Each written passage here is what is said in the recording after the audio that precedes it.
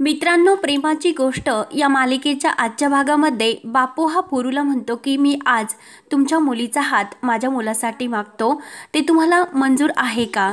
म्हणून बापू आपला हात पुढे करतो तर पुरू म्हणतो की बापू, आमच्यात असे नाही होतो, आम्ही सर्वांनी मिळून एखादा निर्णय घेत असतो आणि सर्वांनी मिळून हा निर्णय घ्यायचा म्हणजे किती अवघड आहे.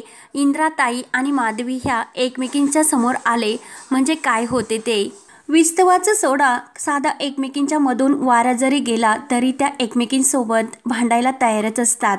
तेव्हा समोर सई आणि मुक्ता एकमेकींबरोबर खूप खुश होऊन अशा खेळत असतात तर पुरू आणि बापू त्या दोघींकडे बघत असतात. तर बापू म्हणतो की पुरू भाऊ, भांडणं तर जगामध्ये सर्वत्र होत असतात, पण जगामध्ये असे सुद्धा काहीतरी आहे की तेथे जिला अजिबात जागा नसते. ते बघा, सई आणि मुक्ताकडे बघा, कारण त्या दोघींनी आपला आनंद शोधलेला आहे.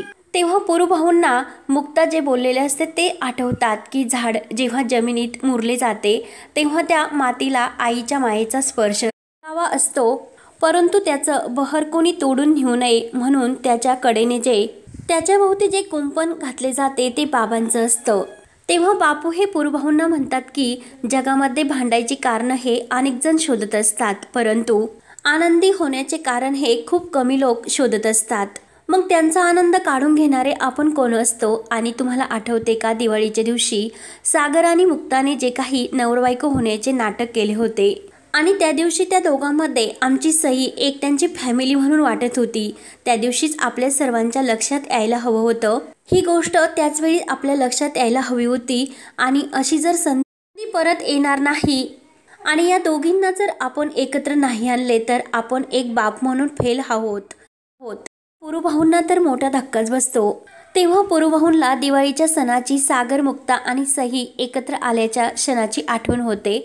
बापू म्हणतात की आपण दोघं आपल्या बायकांच्या रागामुळे मागे राहिलोत, परंतु तुम्हाला एक गोष्ट सांगतो की जगामध्ये प्रेमापेक्षा सर्वात श्रेष्ठ असे काही नाही. तेव्हा पुरूभाऊंना बापूंचे म्हणणे पडते आणि त्यांना जेव्हा मुक्ताने सागरची बायको होण्याचे का नाटक केले होते ह्या प्लॅनमागचे कारण सांगितलेले असते आणि कोर्टामध्ये सईने जेव्हा मला मुक्ता आंटीबरोबर kahरायचे हे सांगितलेले असतात, त्या सर्व क्षणाची आठवण होते. पुरूभाऊ घरी आल्यानंतर तोच सर्व विचार करत असतात आणि सागर सुद्धा किती चांगला आहे हे त्यांच्या डोळ्यासमोर कसे दिसून आलेले असतात. हे सर्व क्षण आठवून ते विचारात पडलेले असतात आणि बापूंच्या सुद्धा बोलण्याचा ते विचार करू लागतात.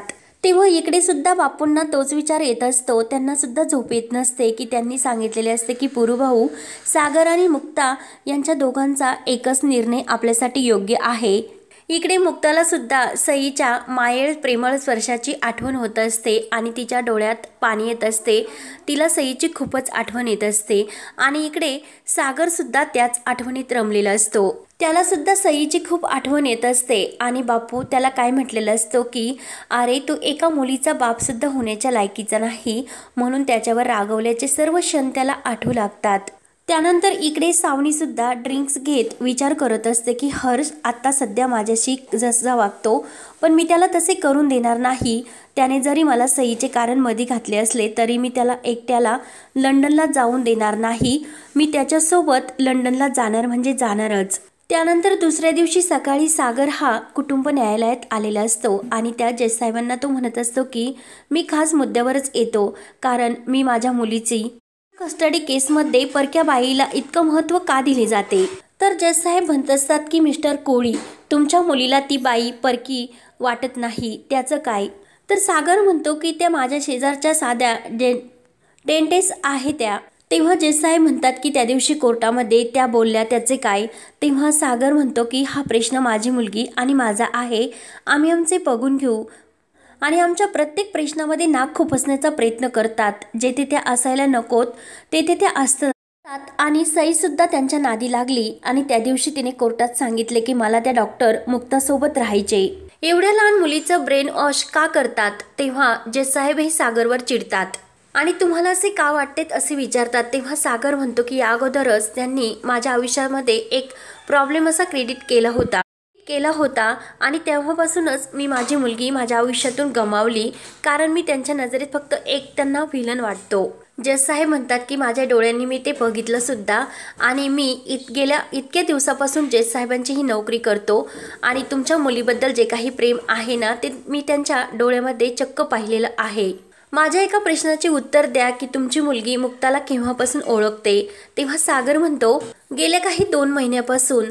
तेव्हा लगेच जज साहेब म्हणतात की जे काही गोखल्यांनी 2 महिन्यात जे काही करून दाखवले ते तुम्ही 7 वर्षात नाही करू शकले आणि मुलांना फक्त प्रेमाची भाषा ही समजत असते. मी जे काही सांगतो ना त्या गोष्टीचा नीट तुम्ही एकदा विचार करा. तेव्हा जज साहेब हे सागर कोळीला जायला सांगतात. त्यानंतर इकडे इंद्रायण कोळी स्वातीच्या मुलीला घेऊन बसलेले असते आणि माझी सई कशी त्या शेजारणीकडे राहायला जाणार, पण तू तरी मला बाळा सोडून जाऊ नको असे बोलत असते. तेवढ्यात स्वाती ही तयार होऊन येते आणि आई चल लवकर तयार हो आपल्याला बाहेर जायचे. तर इंद्रा विचारते की अगं कुठे जायचे. तेव्हा स्वातीने जाताना आपल्या पर्समध्ये एक मिठाईचा बॉक्स घेतलेला असतो. इंद्रायण कोळी विचारते की अगं हा मिठाईचा बॉक्स कशासाठी घेतला. तेव्हा स्वाती म्हणते की अगं तुझ्या त्या कडीपत्तीच्या काडीला आणि आपल्याला तिच्या क्लिनिकमध्ये आपल्याला जायचे. तेव्हा इंद्रायण कोळी विचारते की कशाला. तेव्हा स्वाती म्हणते की अगं माझ्या चिमुरडीचे दात दाखवण्यासाठी. तेव्हा इंद्रायणी म्हणते की अगं तुला वेळ लागली की काय, 6 महिन्याच्या मुलीला कुठे दात असतात का. तेव्हा स्वाती म्हणते की अगं मम्मी जरा तरी थोडंसं डोकं वापर, ही आपल्याला दरवाजा उघडण्याची फक्त चावी आहे आणि चल लवकर रस्त्यामध्ये मी तुला सर्व काही सांगते. म्हणून ती इंद्रायणीला घेऊन इकडे मुक्ताच्या क्लिनिकमध्ये येते. त्यानंतर इकडे सागर हा सावनीच्या घरी येतो आणि माझी सई कुठे आहे असे विचारतो.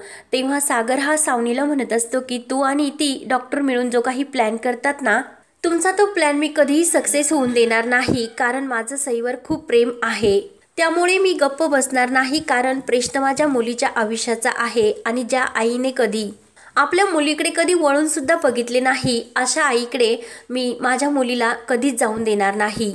तेव्हा सावनी रागाने सागरला म्हणत असते की तू अजून सुद्धा केस जिंकलेला नाही, त्यामुळे तुझी ही फालतू बडबड आहे ना ती बंद कर. सागर म्हणतो की काही झाले तरी या घाणेरड्या जागेमध्ये मी माझ्या मुलीला ठेवणार नाही.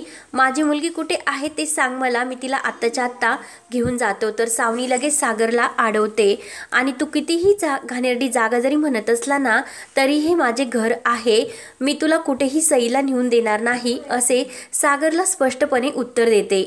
म्हणतो की तुम्ही काय करायचे आणि काय करायचे नाही हे तुम्हाला सांगू शकत नाही, कारण मी आता तुझा ऐकणार नाही. पूर्वीचा सागर राहिलेला नाही.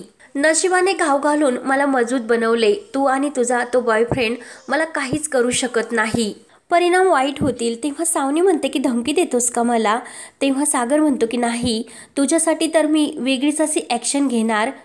तेव्हा सावनी सुद्धा चुटकी वाजत म्हणते की हे सुद्धा विसरू नको की मी सुद्धा सईची आई आहे. ते सागर म्हणतो की आई बनण्याचे नाटक करू नको, कारण आई हे तुझ्या तोंडातच शोभत नाही. 6 महिन्याच्या मुलीला सोडून जाताना तुला काहीच वाटले नाही, त्यामुळे तू आता काही एक शब्द सुद्धा बोलू नकोस, कारण सईसाठी तुझ्याकडे थोडा सुद्धा वेळ नाही. तेव्हा सावनी म्हणते की तुझ्याकडे आहे का सईला देण्यासाठी वेळ. तू माझ्या मातृत्वावर काय संशय घेतो. तू सुद्धा एक बाप म्हणून किती वाईट आहे हे त्या आवडच्या दिवशी सिद्ध झाले आणि ही हारण्याची भीती आहे ना ती ओळखून तू इथपर्यंत आलाय. तेव्हा सागर म्हणतो की हाच तर आपल्यामध्ये फरक आहे. निदान मला माझी चूक समजून सईसोबत आयुष्य तरी काढायचे आणि तुला काय, तुला फक्त मला हरवायचे. तुला सईमध्ये इंटरेस्ट नाही. एकदा सईची कस्टडी तुला मिळाली का तू तिला हॉस्टेलवर टाकणार आणि मला हरवण्याचा आनंद आणि माझी सई ह्या दोन्ही गोष्टी मी तुला मिळवून देईल असे तो सावनीला चॅलेंज करतो. त्यानंतर इकडे स्वाती आणि इंद्रायण कोळी ह्या मुक्ताच्या क्लिनिकमध्ये येतात. मुक्ता त्यांना बघून विचारते की तुम्ही इथे कशासाठी आलात. तेव्हा लगेच स्वाती म्हणते की अगं ही माझी छोटी मुलगी आहे ना, तो डॉक्टर आहे म्हणून तिला दाखवण्यासाठी आले. तेव्हा मुक्ता म्हणते की ही पेशंट आहे का. तेव्हा इंद्रायणी म्हणते की स्वाती तुला माहिती आहे की आपल्या सईला हिनं एका झटक्यात बरं केलं. रडत रडत गेली आणि हसतच बाहेर आली. तेव्हा स्वाती म्हणते की मग म्हणूनच मी म्हणते की खरंच तू एक बेस्ट डॉक्टर आहे. मुक्ता म्हणत असते की आओ इतकं छोटं बाळ आहे, तुम्ही दुसऱ्या डॉक्टरांना दाखवा. तर इंद्रायणी आणि स्वाती काही ऐकायला तयार नसतात आणि मुक्ताजवळ ते बाळ बळजबरीने देतात. त्यानंतर इकडे सागर हा सावनीवर खूपच भडकलेला असतो आणि त्या दिवशी सईनं सर्व कोर्टासमोर सांगितले की मला त्या मुक्ता आंटीकडे राहायचे, म्हणजे नेमकं तुमचा हा प्लॅन आहे आणि स्वतःकडे वेळ नाही म्हणून तुला स्वतःच्या मुलीची कस्टडी कशाला पाहिजे, म्हणून तू तुझ्या मुलीला त्या मुक्ताकडे देण्याचं कारण शोधले। तेव्हा सावनी म्हणत असते की तुझं जर बोलून झाले असेल तर आत्ताच्या आत्ता तू येथून निघून जा। तेव्हा सागर म्हणत असतो की मी तुझ्या इशाऱ्यावर नाचणार नाही आणि सईला घेतल्याशिवाय मी कुठेही जाणार नाही। तर हा भाग येथे संपतो। पुढील भागामध्ये सावनी ही मुक्ताच्या क्लिनिकमध्ये आलेली असते आणि इंद्रायणी कोळी आणि स्वातीसुद्धा तेथेच असतात।